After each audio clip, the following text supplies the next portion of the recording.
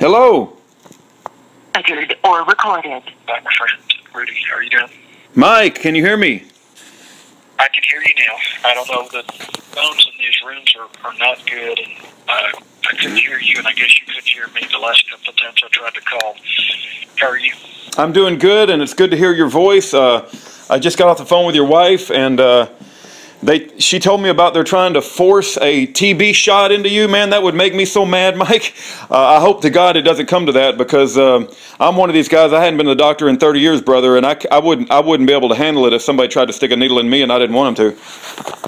Right, the TB shot, I've already had to appeal to the district court level, and then now I'm at the 8th Circuit Court level. And I basically pointed out that there's no law that says I'm required to do this. There's actually no law. It's just a policy by the U.S. Marshal Service, which the U.S. Marshals Service is a corporation listed on Dun & Bradstreet.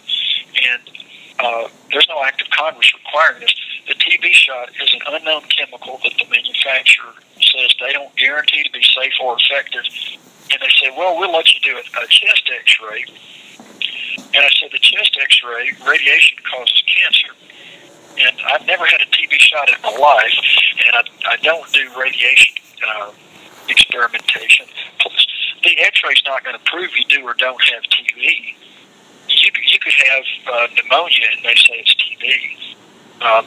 But they've actually got a urine test and a breathalyzer test that will detect TB now, but they don't use it because obviously it's new. It's, they like something that's 70 years old.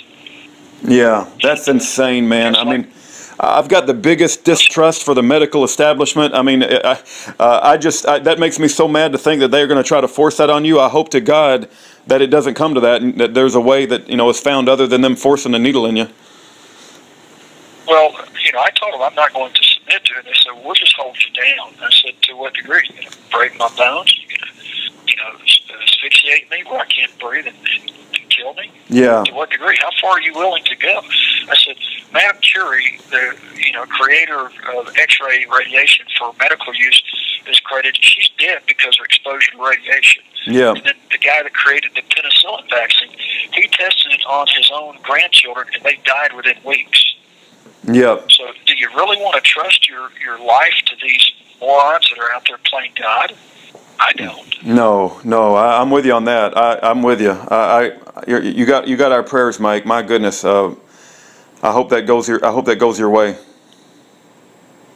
Well, from what this court-appointed attorney, who does not represent me in the least, it's a rigged game. I mean, he sent me a packet of information a week ago that inadvertently he had mistakenly put in a copy of an email that he got from the judge, and basically it was a response from the U.S. attorney thanking the judge, because the judge, who said, well, I haven't done a deep dive, but this is the information that I've got, she basically did legal research for the United States of America, the plaintiff, supporting the position of forcing a TB test via the shot. And she gave that to the state's attorney, or the U.S. attorney, and he said, thank you, Judge. I'll review this and be ready on Wednesday. And the thing is that they never gave me advance notice when they did the arraignment why I was being brought there. They never gave me advance notice. About 2 days later, they took me in there, and then they said it was for a detention hearing, but they never said they were going to also do a hearing regarding identity and forcing me to do a TB shot. The rules require that you be giving advance notice. This is what they call surprise, or trial by surprise, or, it's illegal. But that's what they're doing. And I cited in my argument, in my petition back to the higher court, that you got a judge here who's prejudiced because she's sitting here helping the plaintiff in this matter. She's doing the work for the plaintiff. She's acting as the plaintiff's counsel. Yeah, no, I understand. They're supposed to give all the discovery evidence over to the defense and make you aware of everything beforehand. It's not supposed to be trial by surprise. I completely understand what you're saying. Right, and here's what they did. All right, today this court-appointed attorney, he was appointed before I ever got there on the 18th, without my consent, without my knowledge. I talked to him for literally less than 5 minutes, maybe 2.5 to 3 minutes total, maybe. Within the first 2 minutes, I identified that he was being evasive. He would not answer my questions, and I said, with all due respect, sir, I don't trust you. He said, yeah, and I'm going to withdraw from this case because I don't like it right now. I said, I think that's probably a wise thing because you can't answer my questions. You answer my questions with questions. And so without me knowing the form of court, the rules of the court, how they claim that I have anything to do with this, I can't proceed. And he walks in there and he says, I wish to withdraw. She let him withdraw. And then they tried to proceed with an arraignment. And then they had to bring me back because they couldn't identify me properly.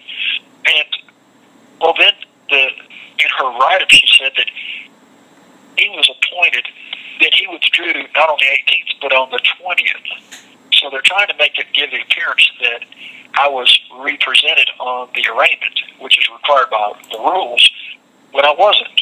And so they let him withdraw, and then they just, because he had a conflict of interest, he said, but then they appointed him as elbow counsel. Does that sound familiar? Yeah. It's the same thing they do in Tipton County. They're reading from the same rule book on how to railroad somebody without legal counsel by claiming, oh, well, he had counsel, the elbow counsel, the guy was standing there.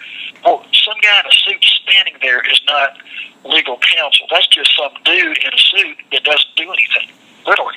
Yeah. He will not answer my questions. I mean, it's like this telephone on the wall. Other than me being able to talk through it to you, it doesn't respond to me at all. Yeah, I understand it. And if he's recusing himself for conflict of interest, what the hell is he doing staying on your case as a standby counsel? It doesn't make any sense. Right. And see, this is a guy that does not believe in the Second Amendment. Wow. Yeah, they do that. Yes, I understand. Yeah, he shouldn't even be on your. For that matter, yeah. He doesn't believe in the Constitution. Wow. He believes in their system is to do whatever the hell they want to do to make their money off of us. Yeah. Wow. Incredible, Mike. What's the situation about your wife saying something about they had done a pre-workup on you and that some of the things they had said was in your past wasn't even you because it was another Mike Parsons?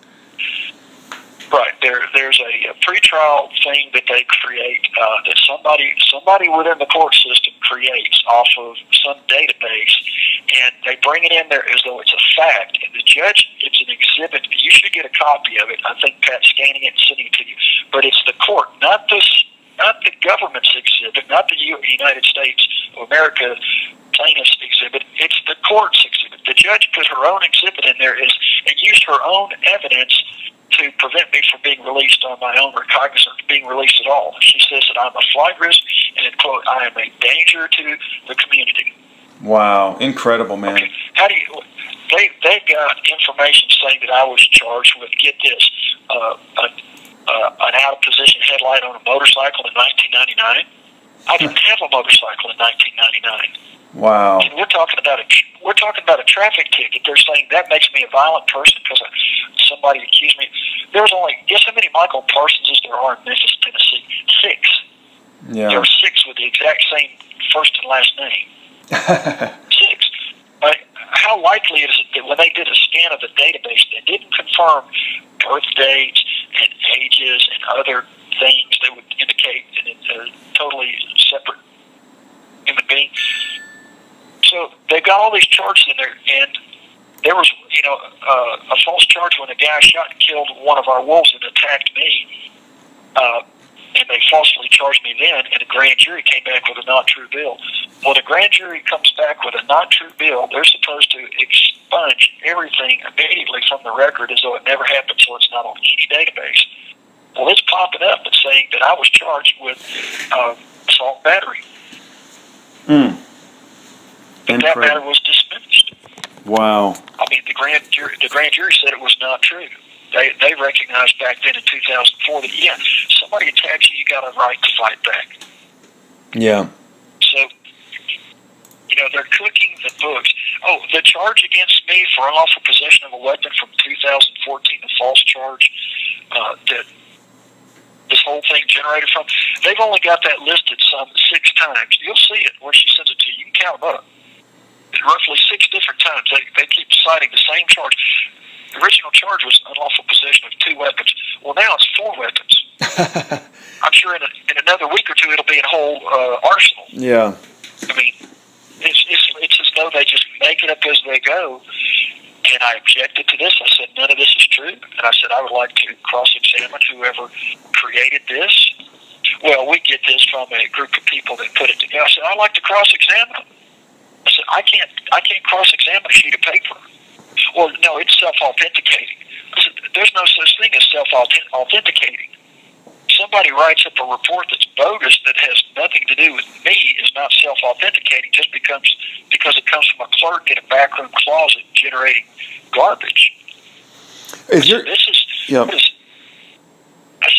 is this the United States? Is this a federal court in the United States, or is this some third world banana republic kangaroo court? I want to know. Yeah, I understand, and that's a good question. The charges that you're going to be facing, the trial is going to start February the 5th. Is that true? Well, that's what they said. I don't know. Okay, I'm just wondering if we have any. Go ahead. No, I'm just wondering if we know the date and time, and I don't think I'll be able to make it myself, but if there's anybody that we know of that is in the area, if they could go sit in the courtroom and just be like a court monitor, right, to make sure that this judge and prosecution, stays in line. I don't know, sometimes when the courtroom is full of patriot eyeballs and it just changes the demeanor of the entire court when all these satanic this satanic judicial system convenes. Let me ask you this. Did it have an effect on the Bundy case? Did all those people there supporting the Bundys have any effect on that judge rigging the whole trial? They got a mistrial, and I believe, and Aaron's been keeping up with the Bundys a lot more than me, but I do believe that because so many people were paying attention and so many people were monitoring the actions of the judge and the actions of the people, that it did make a difference. Are you? This is Mike Parsons. Would you agree with that? My wife is shaking her head. She's been keeping up with the Bundys a lot more than me, because they had so much public attention that they weren't able to they were not able to get away with as much evil as they would normally if it was just done in secret. I'm in a media blackout. I have no access to radio or TV. Other than they've got a local newspaper that they pass around. Maybe if I'm lucky I get it, but most times I don't. If y'all got any way to get any information regarding the Bundy case to send to me, or if it can be sent to me, I'd like to know the makeup of the jury, how they selected them, who on the jury they knew were plants from the government side, because usually the government will have lots and lots of plants on there, it's not the whole jury. They make sure that they're going to get a conviction. So they got the judge on their side, the prosecution on their side. Your court-appointed attorney is working for the government. Their payroll includes him. So everybody's on the payroll for one side, the plaintiff.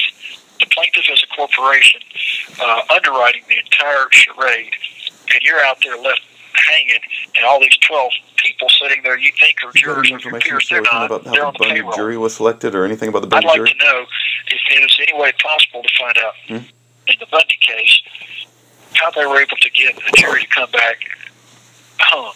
Because and how many people were hung? Was it 1, 2, half a dozen? What was the makeup of the jury that was deadlocked? Yeah. Let Aaron. The government has unlimited funds, and there's even a show right now featured on television called Boss, or I'll think of it in a second, Badass or something like that. It's about how it's based on a true story, how Dr. Phil McGraw used to be in jury selection psychology. And it hung up on you right in the middle of talking. Sorry, babe. Okay. Well, if anybody's listening, it sounds like Mike Parsons would like as much information as possible about jury selection. and what caused a success in the Bundy situation in regards to jury. I'm not really going to have a whole lot of time. I'll try to do a little bit of effort, but I would love it if you guys. Yeah, they have unlimited money to pick the jury. They go through the whole social media, the government does, and they find out exactly who's on the jury, and they play to the jury the whole way through. I don't know how they got hung, and I do have a photograph of the charges and what were hung and what weren't, so I'll print that off for him. Okay. If you remember the name of that movie, let me know too. Yeah, it's based on Dr. Phil's true story of how he was in jury selection for Oprah's trial, and he was in the psychology department. Oh, here he is. Okay.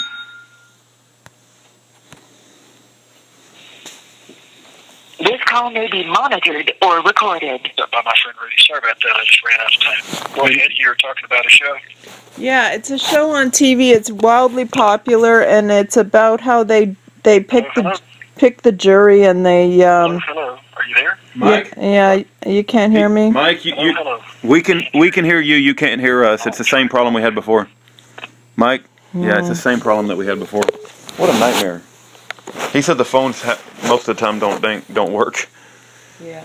They're trying to force a TB shot on him too. Did they ever try to force TB shots on the Bundys? Probably. Oh my! There ain't no way, man. There ain't no way somebody's sticking me with a needle. Well, if he calls back, we'll do a second call. But oh, what a nightmare! If his trial starts on February the 5th, then it would be good if we could have people in the area to monitor, what's going on and how things are being handled. So, all right, I'm going to stop this for now, and if he calls back, I'll start up again. Recorded. Mike? Hello? Mike? Okay, I can hear you now. Okay. Can you hear me? Yeah, I can hear you. It's this dang phone, I guess, has technical problems. Could you hear me when I just tried to call? Yeah, we could hear you fine. You couldn't hear us. Okay. All right. You were saying about this show that's talking about some... Yeah, Dr. Phil. Dr. Phil has his own show, and he's real close with Oprah and all that crap. So yeah, he used to be a jury selection expert, and I guess they're doing a show on him. And he said that the government has unlimited money to do research and analysis on every single one of the jury members, and they look at all their social media postings, and so they get a feel and flavor for the bent, the political bent and the ideological bent of all of the juror members. And when they conduct the trial, they play to those jury members' ideologies. And so they're very, very scientific about the way they go about it. And, it's very unfair because they have unlimited resources to do all this. Whereas, you're pro se and you got this traitor standing next to you and you don't have access to any of that technology or any of that capability. Right. It's called bull. Well, and the thing is that they get 25 of their buddies to lie and say that they are, impartial, and they're there to convict you anyway. Yeah. I mean, that's the easy way. Get 25 people that are beholden to the government, willing to stand there and lie, and convict you. Yeah. Well, the show is called Bullets on CBS, but either they play to the jury because they do scientific analysis of their media postings so they understand their personalities, or they just hire their buddies to lie. I mean, I don't put anything past these reprobates, so... Right. So is there any way to find out, is the Power Hour still on the air, or what's the deal with that? Is the Power Hour still on the air? As far as I know it is, but it's been repeating recently a lot. Are they still in the afternoon, or are they in the morning? In the afternoon, as far as I know. Okay, yeah, I figured that was a way to kill them, to move them to the afternoon where people are already situated in their, programming. People are routine oriented, and people have already gotten conditioned to listen to certain things in the afternoon. And all the radio stations that were playing them, see, they had terrestrial radio in Memphis. They played them. They're not there anymore, and people are not going to just search the internet for the Power Hour. They're going to tune in the dial and listen, and they've lost all that audience. Yeah, that's a real shame. I think. Yeah. I think it was a way that the owner of the nation, the network, GCN, was able to just shove them off the end and get rid of them. Just do it by moving into a time slot where nobody knows they're at. And yeah, it's a real shame too. It's a real shame because you know, everybody that I knew of, like my wife, and I have several friends that are real committed, hardcore Power Hour listeners, and you know, I don't know if they are anymore. So it's going to be a shame. The thing that was the tipping point when he starts letting people in there talk about that this government is a corporation posing as government. I started chanting this 2 years ago. I was on there with Joyce chanting this with there was other people that were calling in this Rebecca Campbell, and talked about the fact that it's a corporation. It is not government. We the people. Without a contract, they are committing fraud, and they can't be held accountable. But the problem is, no different. They're all in on it. Everybody's making money off of it, and they're not doing anything to eliminate their moneymaker. And it's like today. I'm here. A female officer was there at the desk, and I said, "Is anybody going to get to go home today?" And she shook her head, no. She said, we like the money. Yeah. Right. Exactly. And they're right. See, the U.S. currency is a Federal Reserve note, which is a fictitious, created piece of paper that has absolutely no value. They declare that as such, but people will trade their hard-earned efforts, their talents, and their blood, sweat, and tear labor in order to get those pieces of paper to trade to other people that have traded their hard-earned labor for the same worthless pieces of paper, and the commerce in economy runs off that vehicle. Therefore, as long as they've got a printing press in the back, they can buy up as much of this land and labor and people's abilities as they want, because everybody's trading their ability for that worthless piece of paper. Hey, Mike, you're hitting the nail on the head. So powerful. The number one root of the tree, the center of this wicked system that we find ourselves in, is the Federal Reserve, and from that root spawns all the other wickedness, because they use that fiat money to manipulate behavior on a massive scale, whether it be, wickedness in our judicial system or our Congress, or even manipulating what's taught in our schools. I mean, manipulating what's seen on television. We've got to get rid of the Federal Reserve, but I think it's going to take a miracle from God Almighty. Yeah, look at the history of the world and how many people has the Federal Reserve and the central banks had assassinated because they wouldn't go to a central banking system. Muammar Gaddafi is dead because he would not. He had a gold-backed denarii, I believe it was. Their money was backed by real metal, and he's dead. You had all these other countries over there in the Middle East that were attacked. They all had the same thing. They didn't have a central bank. Well, they got one now, and in this country, let's see, they killed how many presidents? Prior to Lincoln, there was a couple, and then of course Lincoln, because he started, putting us before him, Andrew Jackson. Andrew Jackson, they tried to assassinate several times because he killed the Second American Bank. He got us back on, real money backed by gold. Biblically, money's always been the same thing: land, cattle, and gold. If you've got those three, you've got wealth. Without that, you've got nothing. Yeah. No, amen to that. I'm with you on that. Well, Mike, what's going to happen on February the 5th? I mean, is there anything that, that we can pray? I have no idea. Yeah. I really have no idea. Okay. Because I'm just being as honest as I can be.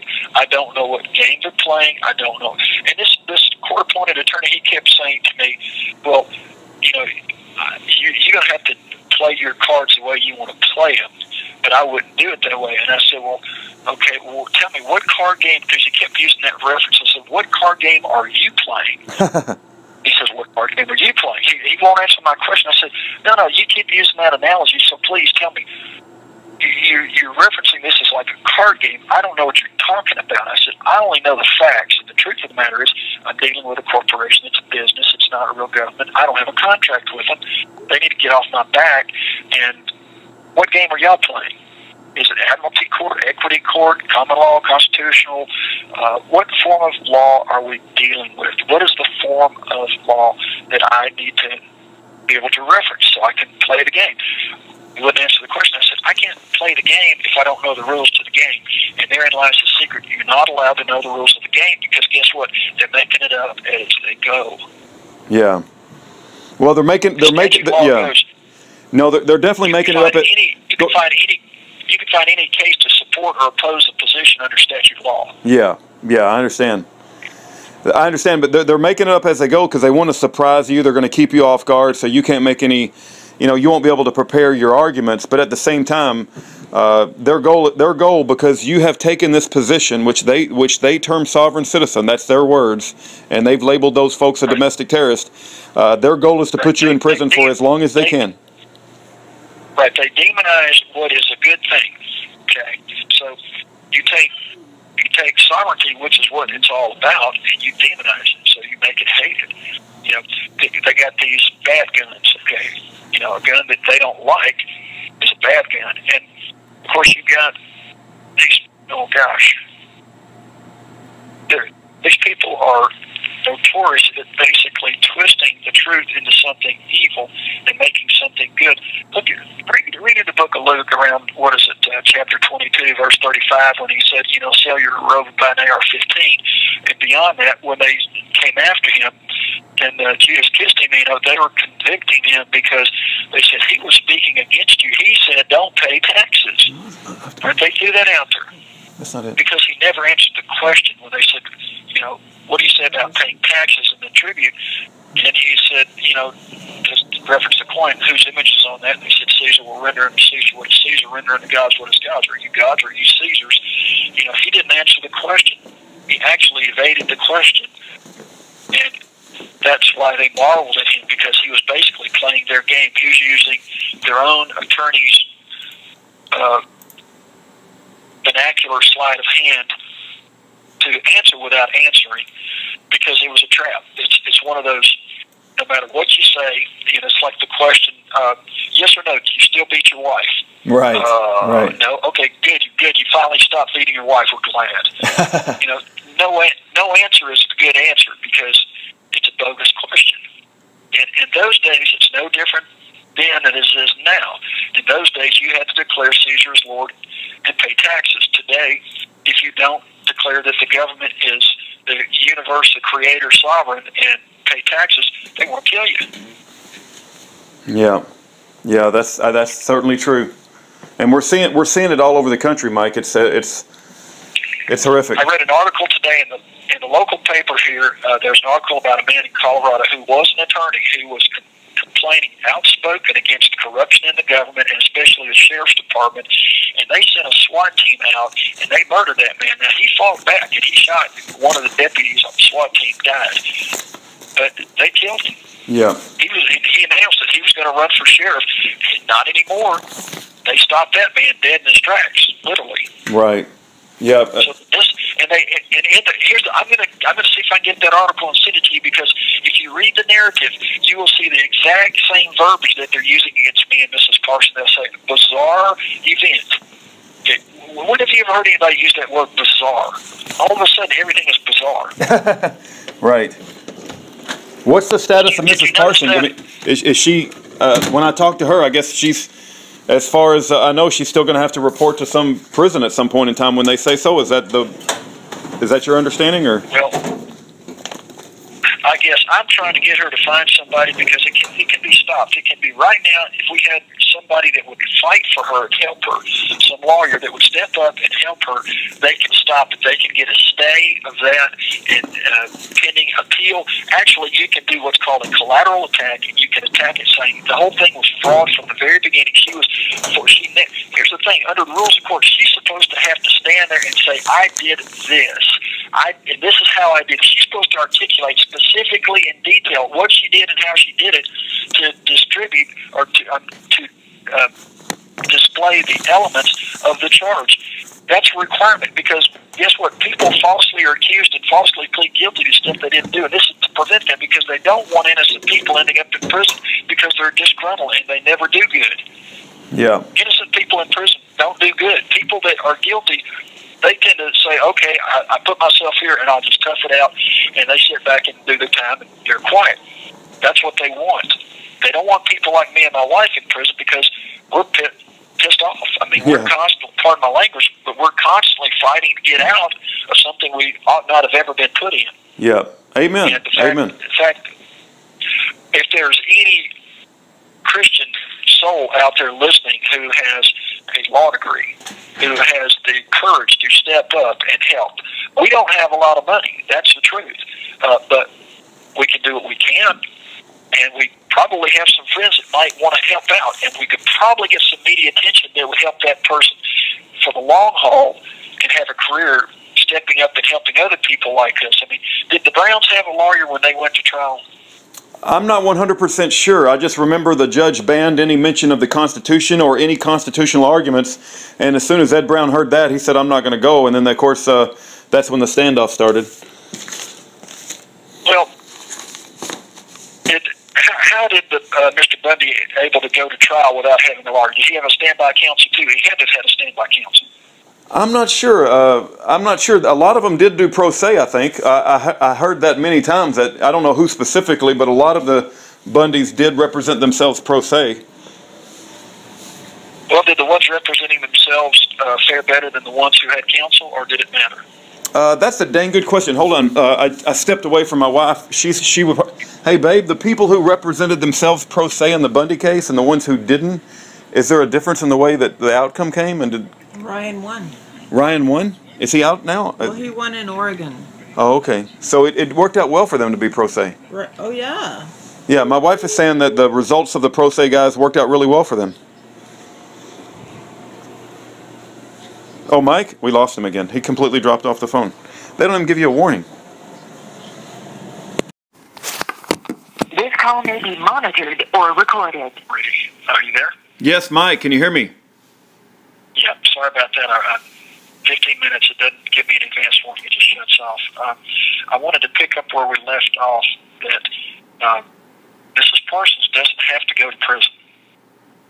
The rules allow for a collateral attack when there is an error by the court or when there is fraud committed upon the court by the prosecution. In this case, there was extortion committed. The U.S. Attorney's Office extorted Pat into pleading guilty to something she was not guilty to under threat, duress, and coercion. The court did not know that she is actually the wife of an ambassador of another country. Though it be a small fledgling country of Native Americans in Canada, it's still recognized as a nation by Canada, the Chilcotin Nation versus Canada, 2014 SCC 44 case. They are clearly recognized as a sovereign nation. Other than that, the court was supposed to have interviewed Pat verbally on the record where she was to articulate it, what she did, how she did it, when she did it, to verify that she actually did something. They can't just accuse her and say, do you plead guilty, yes or no, and that be it. You've got to have the person articulate that they actually did something that is a crime, because they don't want people going into prisons that are innocent and then trying to fight their way out. That's not good for anybody. She can be spared. She can be free from this. And the false charge, I've read through everything. I've listened to everything. They don't have a case. The guy came and approached her. Pat never contacted anybody. She never offered anything. They came and made demands. And her only knowledge was that they were trying to raise funds to cover the cost of a transport company transporting me with a lawful court order to take me into custody and transport me to British Columbia or to the Chilcotin Nation. No different than a transport company coming to Nebraska and taking me into their custody and transporting me to Tennessee. Did they kidnap me? I would say so, but was there a court order that was recognized? Yeah, they had a court order that was recognized. And that's the case. If the company that's a licensed company to transport people claims that, okay, we've got a court order and that's what we're going with, fine. If they turn it over to the FBI and the FBI says, well, we don't recognize the court order, but we're going to use it as a ruse to frame somebody, that's criminal. They contacted Mrs. Parsons. They said that we've got a court order and we just need money to be able to transport your husband.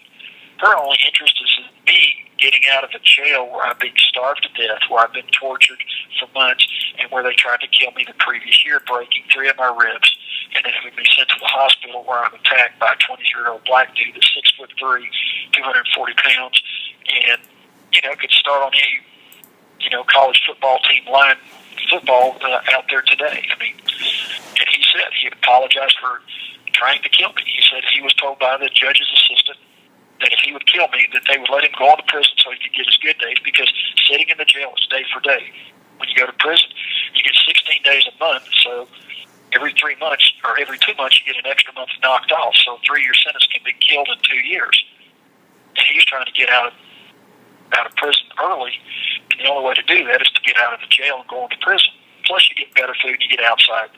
In that jail that we're in, you never go outside. You never get to go out and see the sky or breathe fresh air. Never.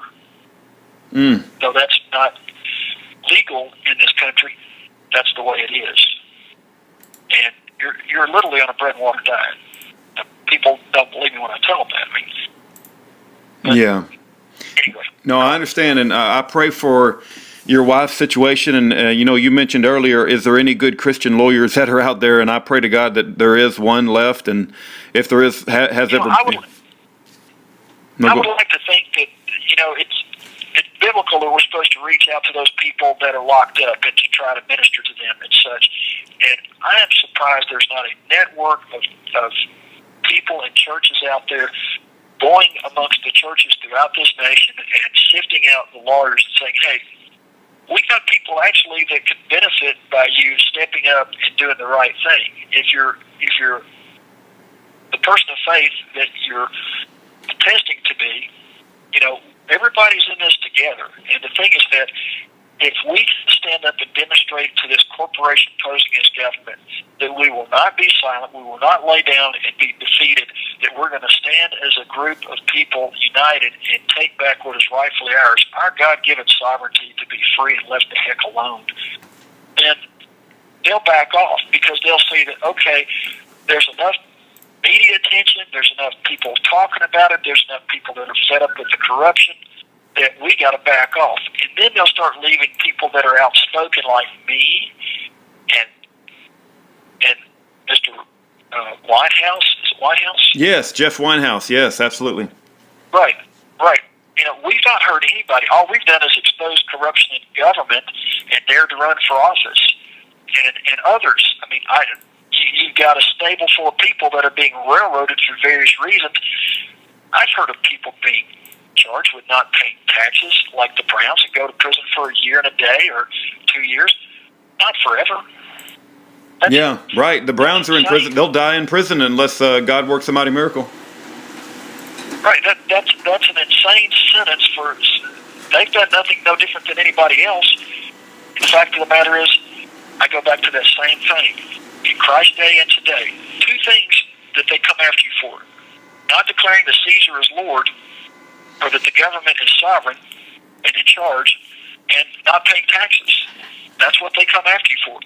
Yeah. But show me the law where it says that the people have an obligation to pay a tax. And I've talked to so many people that, that's not my bailiwick. I don't really get off into that. But everybody that I've talked to, from FedEx DC-10 captain pilots to business owners to local plumber and sheetrock hanger that have studied this stuff, they say the same thing. There is no law that says we have to pay taxes. It's certain people, but it ain't us. It's government employees, corporations, and foreign entities. It's not we the people. Therein lies the problem. Yeah, no, it's the thing is that you must be right, because everybody that I know of that speaks like you do and uses that sort of language winds up tortured, dead, or in prison. And I don't, there's at some point, Mike, there's going to have to be enough public outrage, and the Lord God Almighty is going to have to get involved. It's going to have to be a miracle from God Almighty to do something that's unexpected. I think we're just going to have to continue to pray. You read the scriptures again tonight in the book of Luke when it talks about I'm reading in another Bible. It's a Catholic Bible. It's what they've got here, and it talks about in I think it's Luke 22, somewhere around verse 40. He's talking about he's telling his disciples, pray that you're not going to be tested. Well, they were all tested. They all failed. And it's like this. If Satan is going to test you and you're not going to declare that Christ is Lord and God is God and you're a creation of God, then you're his. You become Satan's, and he does with you as he pleases. He sifts them like grains of sand and wheat or whatever, and he gets what he wants, because you're going to bow your knee to evil, and you become evil. I think it's Proverbs 17:50. It talks about that. There's evil out there, that those people that don't oppose evil, that actually support it, they're condemned too. They're also an abomination before the Lord. People have a choice, whether they enter the arena or stand on the sideline and support the man in the arena. Right. You're either going to support righteousness and truth and honor and decency, or you're going to support evil. That's all there is to it. You're going to feed the beast, or you're going to try to put a stake in the beast's heart. And when you take away the beast's money and expose it as the fraud, it's like pulling the curtain and exposing that man behind the curtain, pulling the strings. He's just a spinning little weak nothing, but because he's got all these bureaucrats, it's like death by 1,000 paper cuts. Why do these people in Europe die of the plague? Because they killed all the wolves, and the wolves were the ones that were predating on the natural pests like the rats. And when the wolves aren't there to predate on the rats become abundant, and then they crap all over the place, and you're knee-deep in rat crap, bureaucrat crap, and you die. And that's what's happening to this country. This country is dying because of bureaucrat crap. Yeah. Pardon my language. Figuratively, look at it for what it is. Once the people died off in the plagues, the wolves came back and started predating on the dead carcasses, and then they started eating up all the rats too, and pretty soon the plague went away. Yeah. So the wolf is actually your friend. There's never been a case in America, and I know I bring this up from time to time, but it's a fact. The government loves to demonize what is good. Right.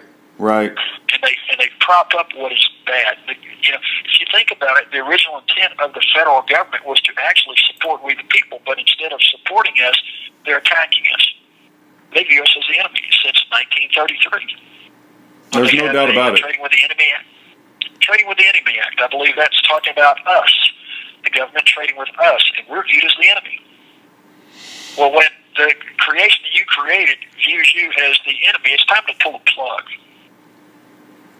Yeah. No, there's no doubt about it. We fought a revolution to get rid of this sort of tyranny, and I think it may come to another revolution at some point. We can't riding our Right. There'll be another plague, and there'll be a calling, just like it was in those days, because people sat back and didn't do anything to get rid of the rats. You got to get rid of the rats. So right now, there's more rats out there than there are people to support the rat base. Yeah. I mean, you look at the number. Of course, the money has no value. I'm in a little town of 1,500. They probably got 100 people working at the jail. What is that? Almost. What percentage of the population are we talking about that works at the jail? Incredible. Okay. I mean, yeah. So, realize, it's a county jail, and this is a small town, but it's reminiscent of the entire county. There's not that many people here. And it's like the people that work here say, there's no jobs. To go back to a manufacturing and a society where people actually build things and we grow things and we produce stuff and we export, and the jobs will come back. You just got to eliminate the bureaucratic nightmare that's stifling. And that's what I was trying to do, is create an economy for the Chilcote Nation with a timber deal, where I had a Tennessee lumber company, a timber harvesting company, an international buyer, and this was going to be literally $1 billion a year industry that would get these people back on their feet so they could be prosperous and be independent, self-sufficient, self-governing, and not have a fiat currency. Theirs was going to be traded in silver, and that was going to be a template for other people to look at and follow. Of course, nobody wants that, because those people that are all about that fiat currency, they don't want anybody to see that. They want them to see the illusion is the only choice that there is. Yeah, you're right about that, Mike. Oh, what a terrible situation we got going on. But the only thing I can think of is... God bless you, Rudy. I appreciate all that you and the missus are doing and trying to share our message, and I hope and pray that somebody will step forward and that we can bring light to this evil. I think that the judge in Mrs. Parsons' case would actually do the right thing and allow her to remain free pending an appeal or overturning of that. Yes, I don't see her as somebody who's got a political bent. I mean, realize she's been allowed to be free the whole time. Regardless of what they said, she's never been arrested, never been processed, nothing. Right. That's a fact. Yep. No, amen. But I pray that it turns out in a situation where she doesn't have to go to prison, Mike. I really do, because it's a crying shame to think that could actually end up being the situation. And I know that after talking to her and after looking at her case, it's obvious she didn't do anything wrong, and it was a case of FBI entrapment. It was total entrapment, and even if the case that is parallel to mine, mine is that let's see, 4:17 3038. I'm sorry, minus.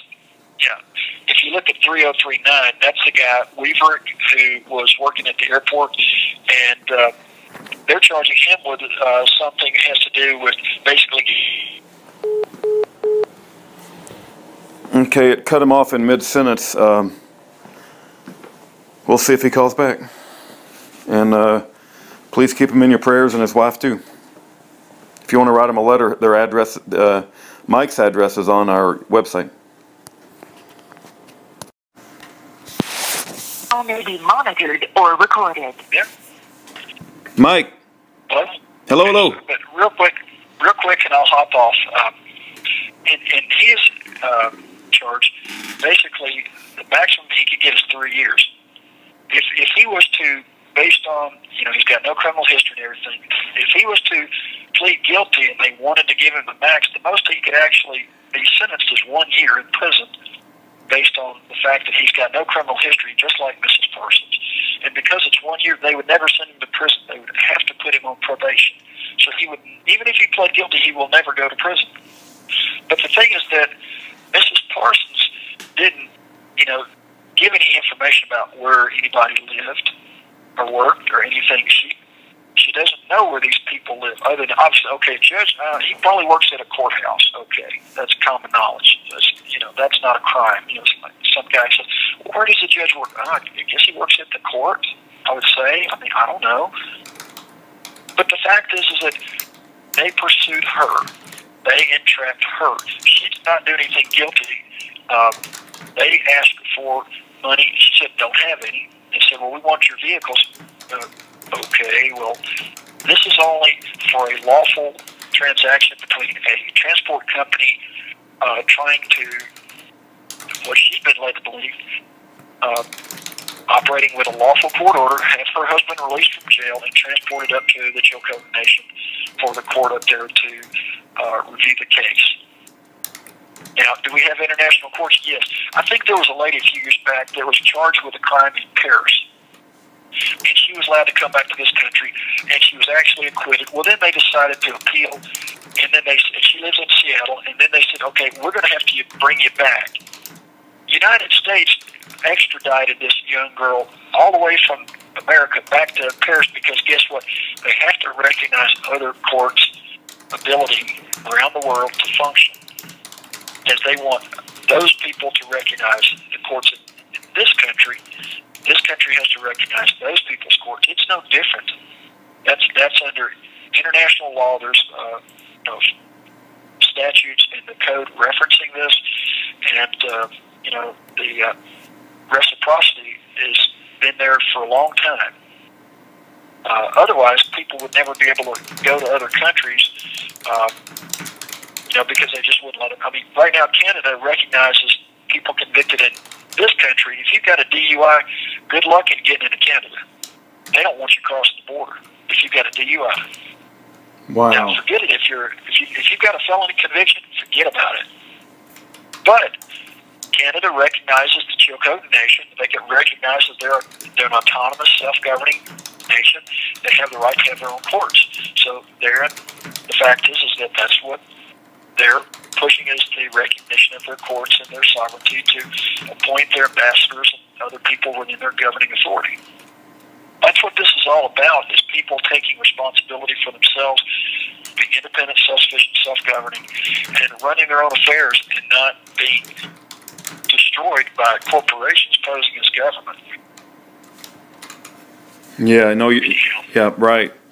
You know, and what do you see, Mike? I mean, it's, you know, the United States is a corporation posing as government. What do you see as the solution to that? Like you said earlier, just going to take a big world-changing event, and the Lord's going to have to intervene? When the people stand, you know, God gave us free will. There's not going to be any strings pulled from up above. That's not how it works. Well, God gave us all free will. No, it's up to you and me. Wow. If the people will suffer, well, how did the people get up and get out of Egypt? They got up off their rear end collectively as a group, and they walked out. Yeah. Did Moses overpower Pharaoh? No. The Israelis got up off their dust and walked out. Yeah. Now, yes, there were some plagues, there were some natural things that occurred that God demonstrated His power. But the fact is that if those people had not gotten up off their dust and walked out, they would have still been there. You're right. No, they had to make a decision they had to make a decision to follow the Lord. Yeah. Listen to the song Casting Crowns wrote many years ago, "If we are the body." We got hands and feet, mouths, and the tools God's given us. We've got the talents God's given us to exercise our will. But if we don't, someone else is exercising their will to do evil against us. We have to demonstrate our willingness to stand up for ourselves and our families and our communities. And until men who claim to be men of God, and women, because actually there's stronger women I'm finding out there that are willing to fight than the men. If the men would cut the lace off their panties and become men and stand up against these evil tyrants in unison, individually, they knock us down. In groups, it ain't happening. Yeah, I know exactly. They're taking us out by one all over the country, and they're preventing any efforts to organize. If we try to organize in a militia or any sort of other way, they definitely target that and try to stop it as soon as possible. One of the FBI agents on who's the American Indian that's been in prison 41 years? Forget his name. Russell Bates. Not Russell Bates. Another guy. Shoot. He was with the American Indian movement. The FBI set him up, and there was a man killed, but he didn't kill him. It was another guy that did the killing. Right. I can't think. Right. Anyway, the FBI on his case said that the main function of the FBI is to squelch political dissent and to protect the establishment. Hey, babe, what's that American Indian's name that was set up by the FBI? Leonard Peltier. My goodness, I can't believe I forgot his name. Oh, yeah, Leonard Peltier. Yes. Yes, Right. That's a fact. And, you know, what they're doing to Mrs. Parsons, they can do to you and your wife. Oh, no doubt about it. Yeah. And then who would be there to support you? If we don't have an uprising of the people, if they claim to be Christian, they've got to stand up. Without the people in this country, righteous people need to stand up. Righteous doesn't mean that you're passive. That's not, righteous has nothing to do with being passive at all. It means you're going to stand up for what is right, what is true, and what is morally decent. We've got a corrupted government. It's not our government. The government has been hijacked and has been replaced by a corporation posing as government since the Act of 1871. I've actually got a copy of the Act of 1871. It shows that the government has been converted into a corporation. It shows their charter. The Constitution has been debased, and what they've got in its place is actually the charter, where they added all these other amendments. If you notice, nowhere in the original Constitution does it reference United States citizens. It says the people, the people. All throughout it, it references the rights of the people. But then after 1871, all these new amendments came in, and it says the citizens of the United States. Notice that. And here's another telltale sign. Nations can only engage in treaties with other nations if they're actually sovereign. The United States stopped issuing treaties with Native American nations in 1871. It wasn't because they didn't recognize the sovereignty of the Native American nations. It's because they were no longer a nation themselves, and the Indians wouldn't recognize them. Right. Little known history people don't talk about. But just because the Native Americans don't have their own propaganda wing, people don't know that. And in the white man's schools, they teach you, we just ceased writing treaties because we didn't view them as separate nations. We viewed them as collective. Well, no, you can't just move into a neighborhood and say, I just declare this to be my land. All you people live here, you're going to start paying me taxes, and I'll let you keep living there, but I run things. You know, somebody get a baseball bat upside the head, I believe. Yeah. But, you know, the bottom line is that you don't have to do this with a militia. No, I'll send you this article about this attorney that they assassinated. But we've got a plague. We've got a fungus, a cancer in this country. And it's, you know, it's got a bunch of alphabets in its name. They're all corporations posing as government. We can go back to a government of we the people to protect our rights and start exercising liberty once again and stop filling up these private for-profit jails and prisons and live decent lives and start being the creators and developers and producers of the world and start being real Americans again. That's what it's all about. But it's up to us to do it. It's not going to, you know, God's not going to wave a magic wand. It doesn't happen like that. That's not biblical. And, you know, go to 1 Samuel chapter 8, and, you know, God gave man free will right there. You can choose man to be a king over you. You can choose God. You can choose your way. God tells you the consequences if you don't choose his way. And we're suffering right now because too many people have ignored God's will. And until we go back to God's will, we're going to keep suffering. And those people that work within the system, they could care less about you and me because their needs are met. And at the end of the day, when there's more of them than there are of us, and they literally just, you know, you look at the tax base and how much money is spent, and you know that they run deficits because the whole thing is a fraud. You know, they spend more on infrastructure of the military annually than what's brought in and the annual taxes. So how's that? It's not sustainable or conceivable in a modern society where you've got banking laws simply because the accounting doesn't work. It's because the whole system is a fraud. As long as people will continue to accept those Federal Reserve notes, they'll continue to be deceived into this illusion of the United States government corporation. I don't trade in dollar bills per se. I like land, cattle, and gold, goats, chickens, rabbits, building materials, things that have real tangible value. Not everybody can do that. It's kind of hard to go down to the grocery store with a load of 2x4s and trade that for groceries. But, you know, be amazed what people figure out how to do. You know, silver's a good alternative. Gold's a good alternative. And if we have gold-backed and silver-backed metals, then we're on the right track.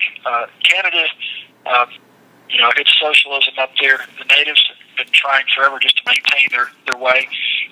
You look at China, they've got a gold-backed currency that they're starting to push their weight around. Russia's doing the same thing. And, you know, eventually you'll see that they're going to become more of what America was than what America is today. I think that's a shame.